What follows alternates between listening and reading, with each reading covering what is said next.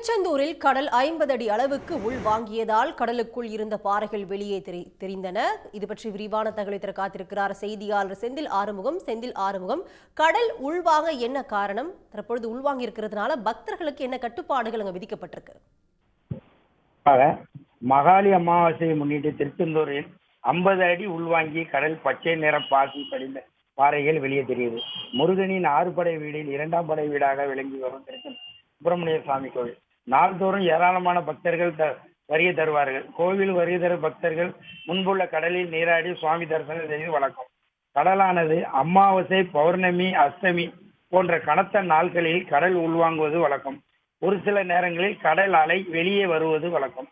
இந்த நிலையில் இன்று மகாளி அமாவாசையை முன்னிட்டு பல்வேறு பகுதியில் வருகை தந்த பக்தர்கள் கோவில் முன்புள்ள கடற்கரை அமர்ந்து தங்களது முன்னோர்களுக்கு தர்ப்பணம் கொடுத்தனர். இதற்கிடையே கோயில் முன்புள்ள கடற்கரை மகாளி அமாவாசை முன்னிட்டு கடல் சுமார் 50 அடி உள்வாங்கி காணப்பட்டது. கோயில் முன்புள்ள செல்வ தீர்த்தத்திலிருந்து நாளிக்கிணறு வரையிலும் 500 மீட்டர் நீளத்துக்கு கடல் கரையில் இருந்து சுமார் 50 அடி தூரத்தில் உள்வாங்கி காணப்பட்டது.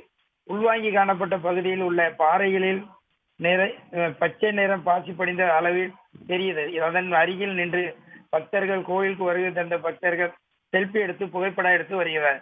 இது கோயில் காவல்துறையினரும் பாதுகாப்பு பணியாளர்களும் அவ்வப்போது எச்சரித்தை எடுத்து வருகிறார்கள்.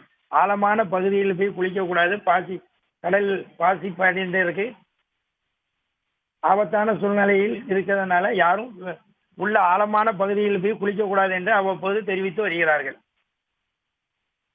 செந்தில் ஆறுமுகன், உங்களுடைய விரிவான தகவல்களுக்கு நன்றி. உடனுக்குடன் செய்திகளை தெரிந்து கொள்ள சன் நியூஸ் பெல் ஐகானை கிளிக் பண்ணுங்க.